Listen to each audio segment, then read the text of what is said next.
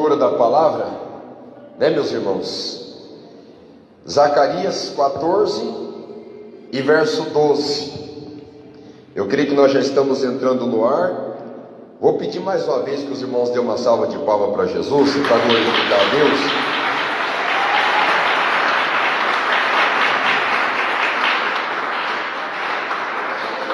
Glória a Deus. Vamos lá. Zacarias capítulo 14, verso 12. Vocês conseguem imaginar mais ou menos o que isso quer dizer?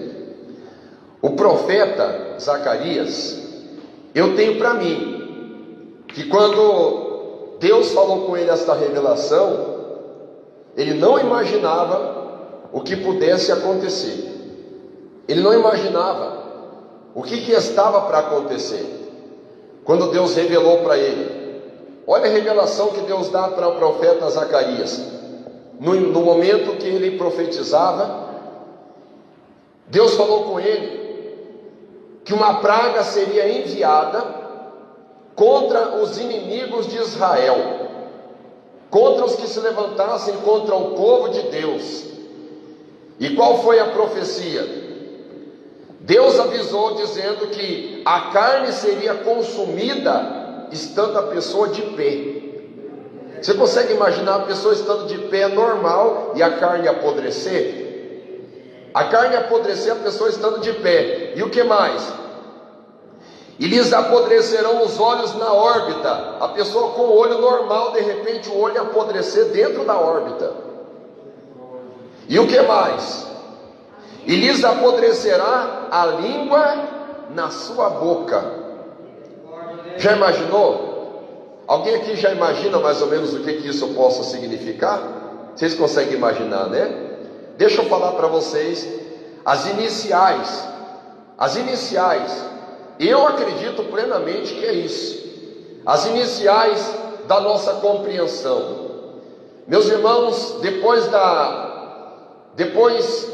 descoberta da teoria da relatividade por um judeu chamado Albert Einstein, entrou em pauta nas universidades tecnológicas dos Estados Unidos um projeto chamado Projeto Manhattan. E o Projeto Manhattan era um projeto para desenvolver uma bomba atômica. E vocês sabem qual foi o povo mais perseguido e morto na Segunda Guerra Mundial? Os judeus. E sabe quem chefiava o projeto Manhattan? Robert Oppenheimer. E sabe o que Robert Oppenheimer era? Judeu. E o que era esse projeto Manhattan? A descoberta de um artifício de guerra que traria uma explosão e traria uma desintegração e um apodrecimento a ponto de uma pessoa estar de pé, e quando a radiação da bomba alcançasse a pessoa, a carne apodreceria no próprio corpo, a pessoa estando de pé, os olhos apodreceriam na própria órbita, e a língua apodreceria dentro da própria boca. Esse é o efeito devastador da bomba atômica, da bomba nuclear. Meus irmãos, por isso que eu digo que a Bíblia Sagrada é mais atual do que a notícia do jornal que vai sair amanhã.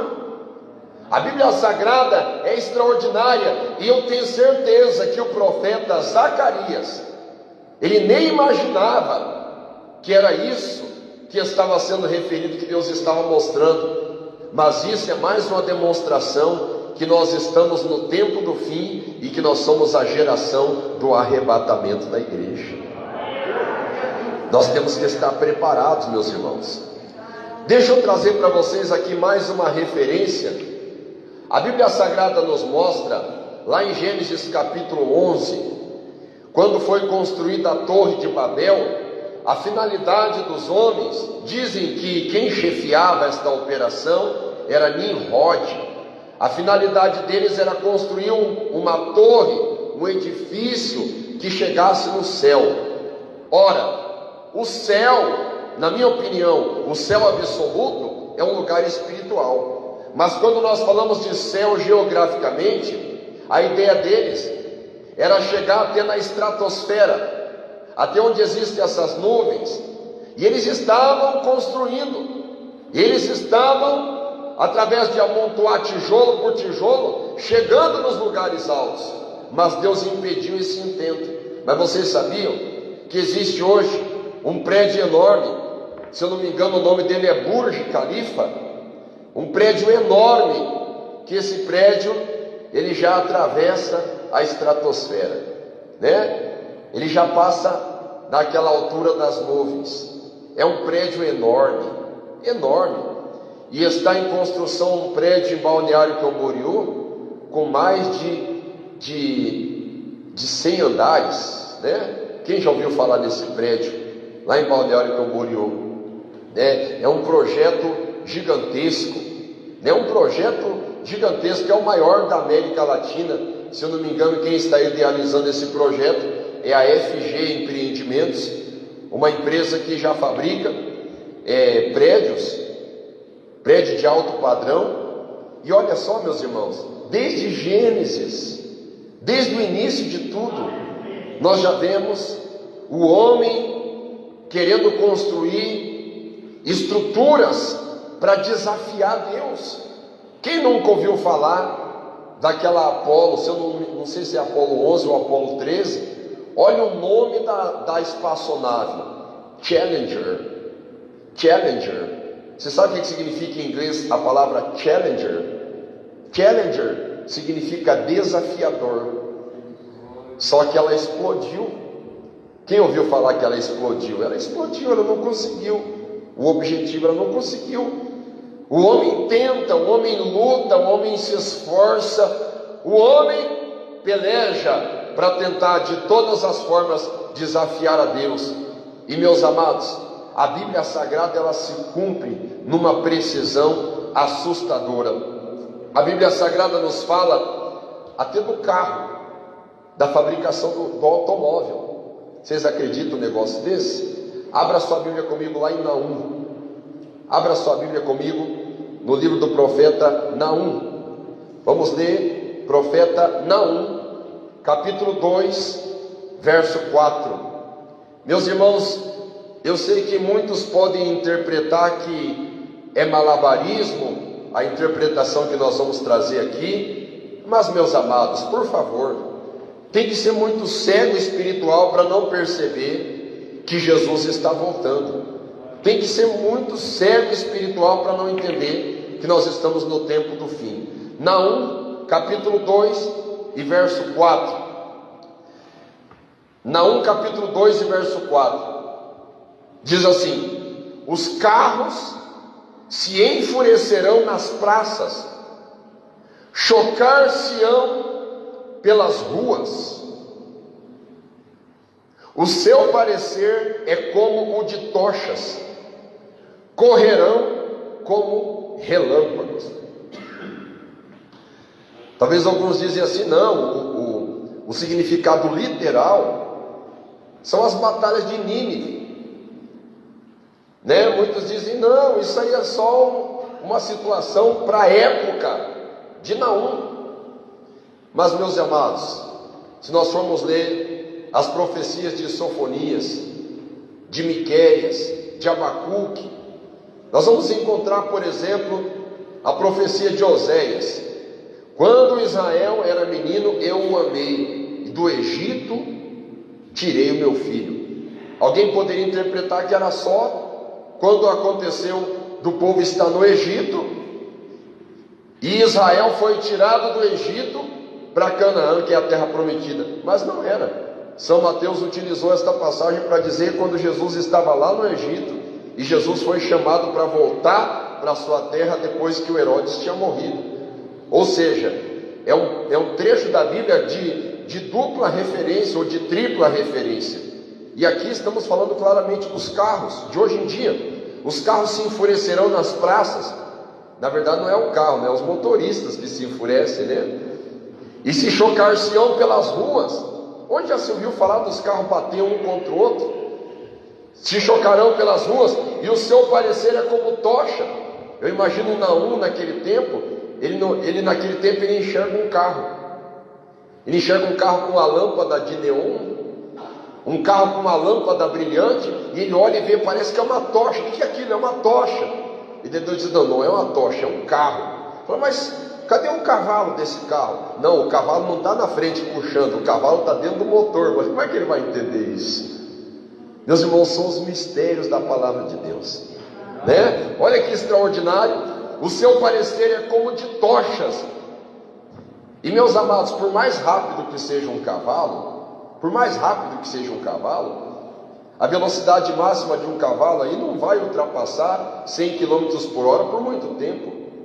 Já um carro, por exemplo, de Fórmula 1, consegue alcançar a marca de 400 km por hora. Quem está me entendendo? Meus amados, isso é uma explicação muito clara, que a Bíblia Sagrada, ela antevê tudo que vai acontecer. A Bíblia Sagrada está preparada muito antes de tudo que vai acontecer. Eu quero trazer um outro exemplo para os irmãos aqui. Quero trazer um exemplo, Isaías capítulo 60 e verso 8. Eu quero trazer uma explicação muito interessante. Houve uma época, perto da época da Guerra dos 6 Dias, que Israel venceu seus adversários da Liga Árabe Internacional. E nessa época existia uma tribo de negros, de judeus negros, que são chamados judeus falachas. Quando o judeu parece com o português, são chamados de judeu sefardita. Quando os judeus parecem com os alemães, que são claros, do olho azul e cabelo loiro, são chamados de judeus ashkenazi. E quando são judeus negros, são chamados de falacha. E existe uma comunidade de judeus falacha na África. E aquela comunidade de judeus está prestes a ser devorada por uma comunidade canibal, por uma comunidade tribal da África. Eles estavam se preparando para destruir aqueles judeus. Mas então o governo de Israel, se eu não me engano foi a Golda Meir, uma mulher, enviou um avião de urgência. Se eu não me engano, o nome da operação era Operação Salomão, porque esses judeus falacha são descendentes de Salomão com a rainha de Sabá, Operação Salomão. O avião chegou naquela região da tribo e avisaram para aqueles judeus falacha, dizendo: vocês vão ser destruídos por essas tribos que estão se preparando para matar vocês todos. Mas nós temos aqui uma solução. Nós trouxemos este avião para vocês entrarem aqui dentro. Só que os judeus falacha só se comunicavam em hebraico. E os judeus do Israel moderno, de Jerusalém moderno, também se comunicaram com eles em hebraico. Para vocês precisam entrar aqui dentro do avião, para vocês se salvarem. Daí eles disseram: não, nós não vamos entrar nesse negócio aí não. Mas vocês vão morrer, não. Deus vai prover um livramento para nós de outra forma. Daí o enviado de Jerusalém disse: esse é o livramento que Deus mandou, esse avião para vocês entrarem. Daí eles disseram assim: mas qual que é a prova que você tem? Aí o enviado de Israel proferiu exatamente Isaías capítulo 60 e verso 8. Ele falou: a hora que vocês entrarem dentro do avião, vocês vão entender o que significa Isaías capítulo 60 e verso 8. Daí eles entraram dentro do avião. Entraram dentro do avião meio assustados, passaram o cinto de segurança e ficaram meio assustados. E o avião decolou. Quando o avião estava lá em cima, eles começaram a olhar tudo pela janela. Imagine aquela multidão de judeus falacha, tudo olhando pela janela, observando. E eles conseguiram inclusive contemplar que aquela tribo de canibais estava vindo para atacá-los. Eles conseguiram contemplar lá embaixo os inimigos deles, e eles estavam dentro do avião a salvo. E daí eles meditaram no que estava escrito no livro de Isaías capítulo 60 e versículo 8: quem são estes que vêm voando como nuvens e como pombas às suas janelas? Eles vieram olhando pela janela, observando os inimigos lá embaixo que queria destruir, e deles conseguiram entender. Mas isso, meus irmãos, fora profetizado no ano 600 antes de Cristo, através do profeta Isaías, e se cumpriu agora, em 1975, 1960, né? Olha a precisão e olha a capacidade de interpretação bíblica do povo de Israel. Eu entendo, irmãos, que tem coisa que a gente interpreta pela lógica, mas tem muita coisa na Bíblia Sagrada que a gente vai conseguir interpretar somente pela luz do Espírito Santo de Deus. Amém, meus irmãos? Eu quero trazer outra curiosidade para os irmãos aqui. A curiosidade que eu quero trazer é sobre tudo que está acontecendo nos dias de hoje. Abra sua Bíblia comigo em São Mateus capítulo 24. São Mateus capítulo 24 e verso 12.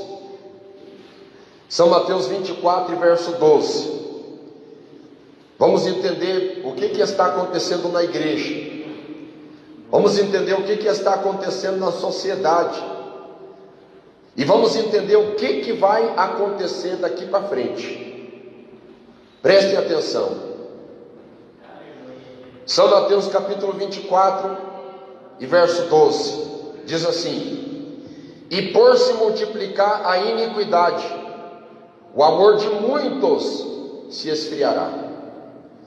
Ora, a palavra amor aqui no original grego é ágape, que é o amor incondicional, né? O amor de Deus.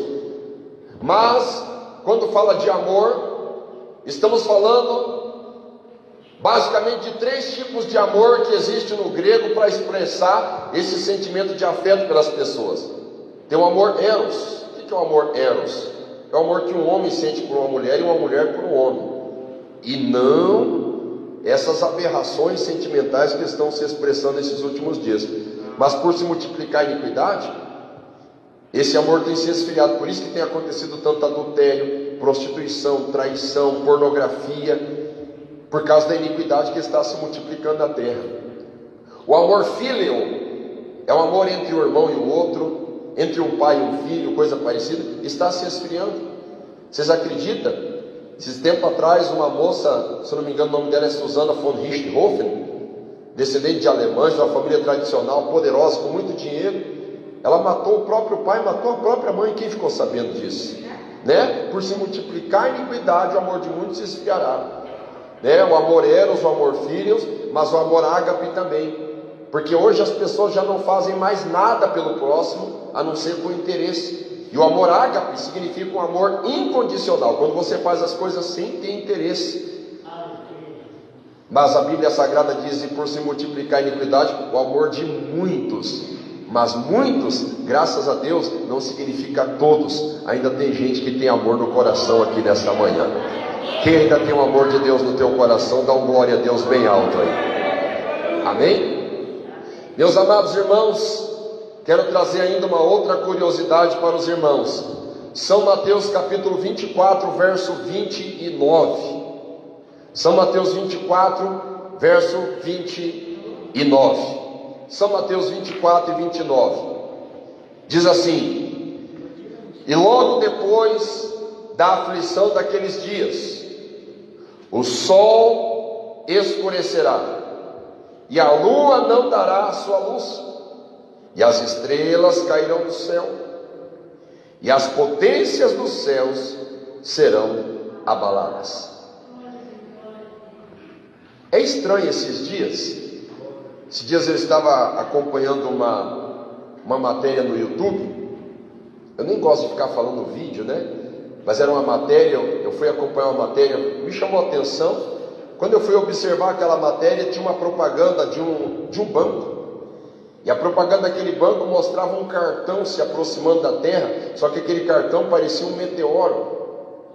E eu pensando comigo, estão planejando alguma coisa. No outro dia, saiu a notícia que a NASA enviou uma força-tarefa para o espaço para tentar explodir um meteoro que está para cair na Terra. Meus irmãos, eu sei que tem muita mentira, eu sei que tem muito engano, eu sei que tem muito exagero, eu sei que existe por trás uma tentativa de enganar o mundo inteiro quando aconteceu o arrebatamento. Eu sei de tudo isso. Mas, meus irmãos, alguma coisa está para acontecer. Não adianta a gente tentar fechar os olhos, está para acontecer. Se é provocada pelo homem, ou se é Deus mesmo que de fato está querendo julgar a terra, Ele mesmo usando fatores da natureza e fatores astronômicos. Mas o que me chama a atenção aqui, quer dizer que as potências do céu serão abaladas. Céu, no original grego, é Ouranos. Ouranos. E você sabe o que é Ouranos? É urânio. E sabe o que é urânio? É aquele elemento químico mais utilizado na fabricação da bomba atômica. E quando diz as potências do céu serão abaladas, meus irmãos, muitas pessoas não sabem, mas a propagação das nuvens, produto da explosão atômica, ela sobe por quilômetros e quilômetros e quilômetros, e chega a abalar as estruturas da ionosfera, da troposfera, da mesosfera. A estratosfera nem se fala. Chega a queimar as nuvens. A liberação de energia presente numa fissão ou numa fissão, numa fusão nuclear, é assustador o calor liberado. É assustador. Mas sabem de uma coisa? Existem mais de 100 mil bombas no mundo. De acordo com alguns cientistas, nem barato escapa mais, porque consegue destruir o mundo 200 vezes. Temos bomba para destruir o mundo 200 vezes. E daí a gente fica pensando, meu Deus, mas como é que nenhum maluco ainda fez isso? É um milagre, porque Deus ele está cuidando da igreja na face da terra. Esses dias atrás, os russos divulgaram para o mundo inteiro. Nós temos a Tsar bomba. Quem já ouviu falar na Tsar? Bomba Tsar, né?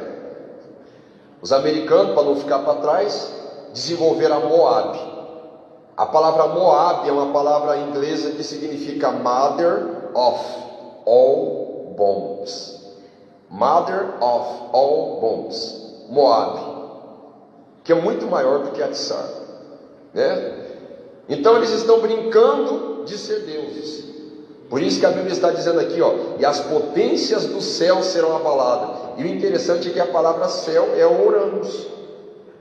E Ouranos no original grego é urânio.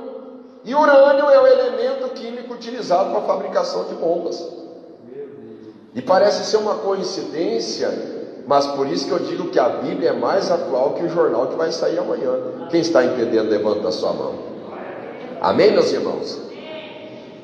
Outra coisa interessante que eu queria comentar com os irmãos é Apocalipse capítulo 13. Abra comigo a sua Bíblia aí agora. Apocalipse capítulo 13 e verso 15. Apocalipse capítulo 13 e verso 15. Estamos falando aqui agora da besta que subiu da terra. Tem uma besta que subiu do mar. E quando a Bíblia fala mar, a Bíblia está falando de muitos povos, nações, tribos e línguas.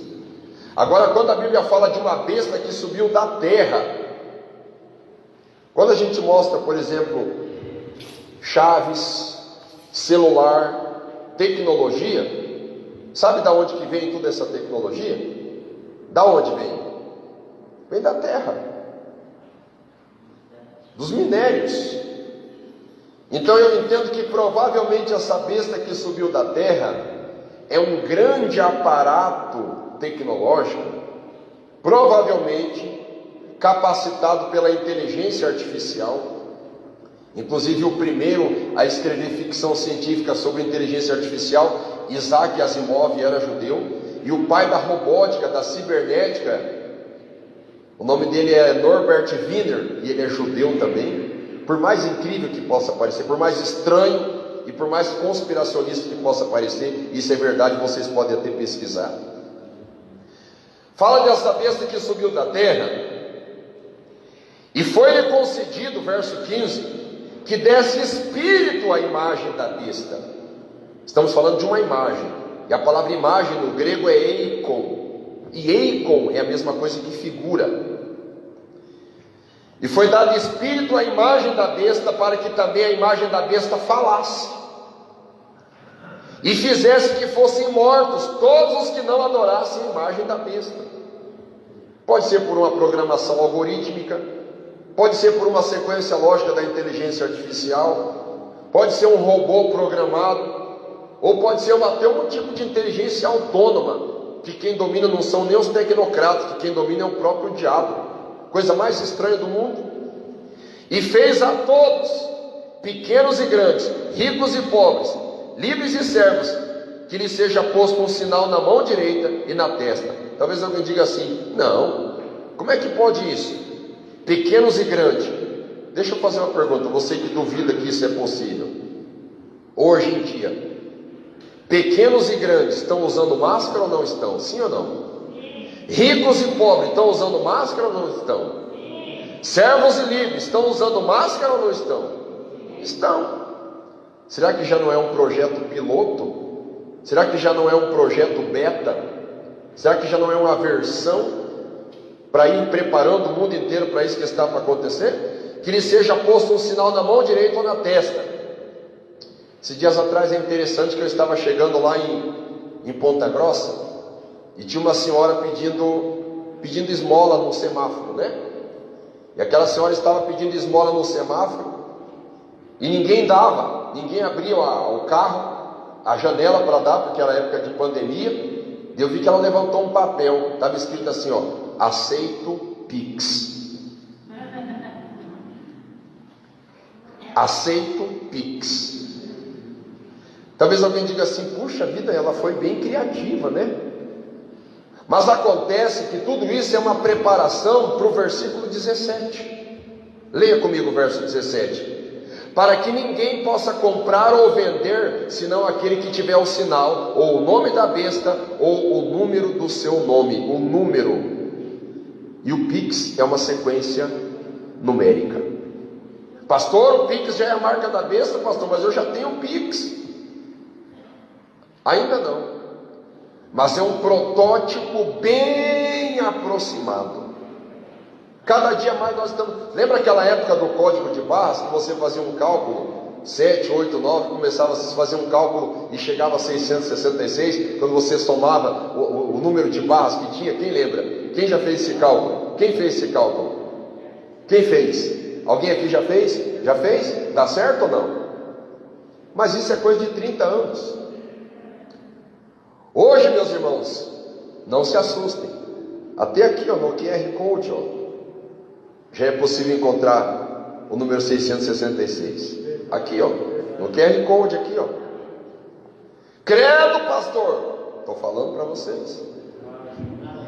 E alguém diz: mas meu Deus, já é o fim. Não, meus irmãos, não é o fim. Jesus ainda falou que quando a coisa ficasse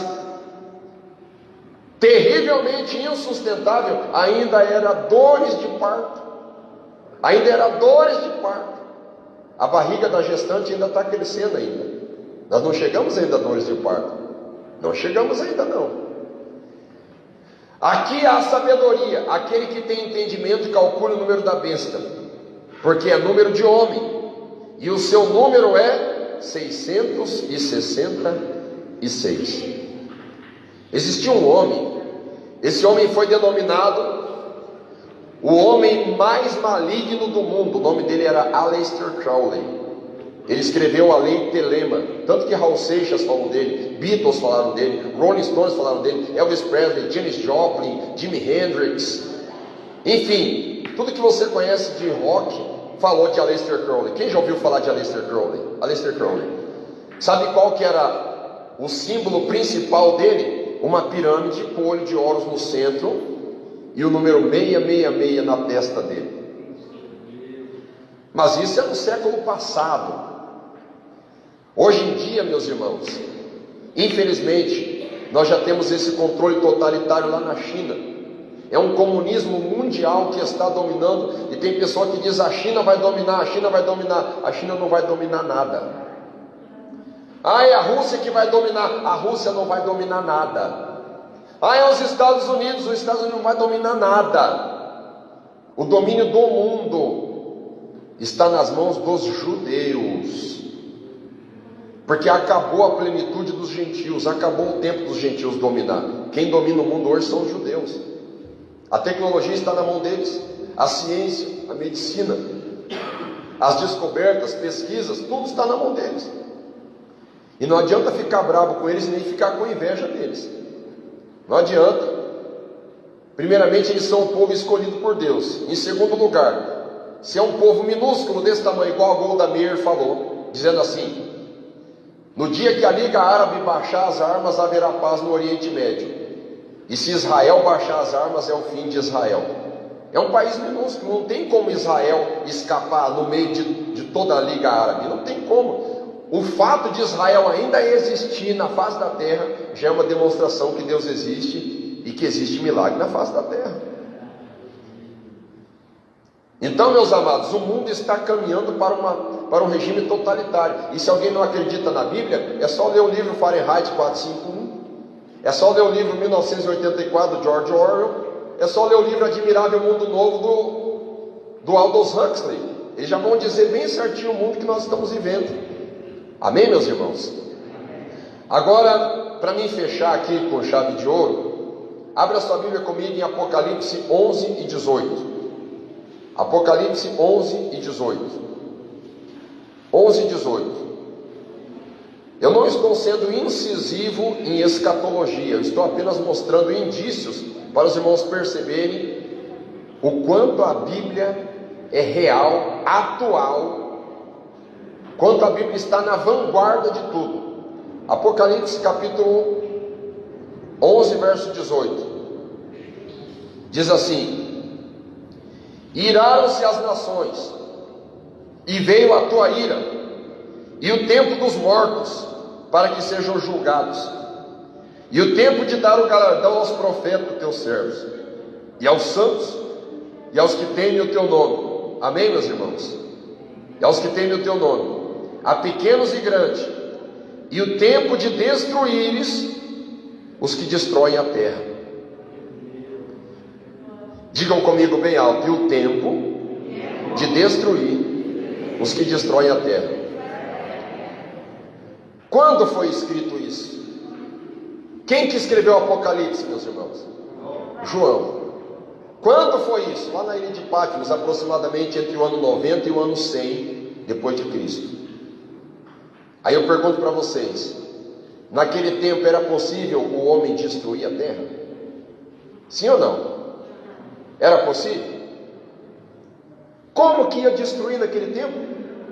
Com uma catapulta, pegava uma pedra enorme, colocava aqui, puxava a alavanca, macaqueava a alavanca, chá, ia destruir o mundo inteiro com a pedra? Nunca. Pergunto de novo: será que tinha como destruir o mundo naquele tempo? O homem destruir? Sim ou não? Agora eu pergunto para vocês: e hoje em dia, é possível os homens destruir o mundo? Sim ou não? Com certeza. Armas nucleares, armas químicas, armas biológicas, armas climáticas. Tem gente que não acredita no que eu vou falar aqui, mas no Alasca existem torres de 23 metros de altura que emitem ondas de baixa frequência para a ionosfera, que é a última camada da Terra. E a partir dessas emissões de baixa frequência é possível causar terremotos, causar furacões, causar tempestades, causar seca em algumas regiões e causar chuva torrencial em outra região. Já está acontecendo. Para vocês terem uma ideia, a Terra, as placas tectônicas debaixo da Terra já são mapeadas, já são tudo mapeado. Esse é o tempo que nós estamos vivendo. Os homens destruindo a terra, os homens destruindo tudo. Mas a Bíblia está dizendo aqui que chegaria um tempo em que Deus destruiria os que destroem a terra. Ou seja, quando João teve esta revelação, João foi transportado, igual Naum foi transportado para contemplar os carros. João foi transportado, igual Zacarias. Agora vamos voltar lá para o nosso texto que nós tínhamos lido. Zacarias. Amém, meus irmãos? Zacarias capítulo 14, verso 12, vamos finalizar a palavra aqui. Zacarias capítulo 14, verso 12. E esta será a praga com que o Senhor ferirá todos os povos que guerrearam contra Jerusalém. Daí alguém diz assim: ah, mas não pode estar falando de Jerusalém, está falando dos judeus, pastor. Meus irmãos, pelo amor de Deus, me diga quem foi que postulou os princípios da construção da bomba atômica, se não foi Albert Einstein, através da teoria da relatividade. Robert Oppenheimer, através do projeto Manhattan. Inclusive, 2 espiões judeus venderam o segredo da bomba atômica para a Rússia e foram assassinados. Os judeus espalharam o segredo da bomba atômica pelo mundo inteiro. Será que, meus irmãos, que a gente... é porque a gente não tem muito conhecimento, por isso que a gente às vezes fica pensando: será? Não, a Bíblia é a verdade. Olha aqui, ó: a sua carne será consumida estando de pé. Vocês não têm ideia do que aconteceu em Hiroshima e Nagasaki. Vocês não têm ideia qual que foi o efeito do Little Boy. Little Boy foi a primeira bomba soltada. A pessoa estava de pé, o efeito radioativo passava pela pessoa assim, ó. Ficava só o osso. Quem está me entendendo? Ficava só o osso. E o que acontecia com o olho? O olho apodrecia dentro da órbita, e a língua derretia e apodrecia dentro da boca. Veja se isso não é um cumprimento da palavra de Deus. Fiquem de pé, por favor. Por que eu estou falando tudo isso? Porque muitos filhos, muitos netos, às vezes desafiam você, falando: e os dinossauros? E a teoria do Big Bang? E a teoria do Australopithecus, do Pithecanthropus erectus, do homem de Cro-Magnon, do homem de Neandertal? Ah, porque o homem veio de uma ameba. Ah, porque Deus não existe. Meus irmãos, pelo amor de Deus, será que é tão difícil entender que tudo que nós precisamos está aqui nessa palavra? Essa palavra é verdadeira. Cadê o Charles Darwin? Alguém diz: é, mas Charles Darwin postulou a teoria da evolução das espécies. Meus irmãos, só por esse enunciado você já pegou o coitado Charles Darwin pelo pescoço, levantou ele para cima e ele ficou sem ar, pedindo água. Teoria. Você sabe a diferença entre o postulado de Charles Darwin e os postulados de Isaac Newton? Isaac Newton, estamos falando de lei, lei da inércia, lei da gravidade. Lei, o que é lei? Lei é um conceito inquestionável e incontestável. Charles Darwin é só uma teoria que caiu por terra. E os professores marxistas, comunistas, até hoje continuam reproduzindo esse conteúdo, enchendo a cabeça das crianças de ateísmo. Eu fui vítima disso, tanto que eu ainda tenho vontade de ir lá em Cascavel e ter uma conversa séria com a professora de geografia, professora Teresa Marx. O sobrenome dela nem era Marx, mas ela colocou em homenagem a Karl Marx, que dizia que o melhor país do mundo era Cuba. Engraçado que ela dizia que o melhor país do mundo era Cuba, mas ela era capitalista, porque ela era professora e ainda tinha uma padaria, Jaguara, né? Professores comunistas, professores mentirosos, implantando o ateísmo na mente das crianças. Amém, meus irmãos? Quem crê que a palavra de Deus é fiel e verdadeira, diga glória a Deus. Amém? Vamos orar ao Senhor. Santo Deus maravilhoso e eterno Pai, muito obrigado, meu Deus, pela tua misericórdia, pela tua graça, pelo teu poder.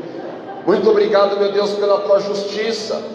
Muito obrigado, meu Deus, pelo teu Espírito Santo falando conosco, através da tua palavra, revelando as tuas verdades, revelando, meu Deus, os mistérios, os segredos, revelando as curiosidades que nós não conhecemos pela nossa limitação. Oh, meu Deus, abra o nosso entendimento, para que nós possamos conhecer mais, e mais, e mais, e muito mais, e mais, e mais, e mais, e muito mais da tua palavra. Tem misericórdia, meu Deus, deste povo que está agora, meu Deus, escutando a tua palavra e guardando na tábua dos seus corações. Dai a vitória para cada um deles. Dai, meu Deus, a direção do teu Espírito Santo. Renova, meu Deus, as forças do teu povo. Renova, meu Deus, a fé da tua igreja. Renova, meu Deus,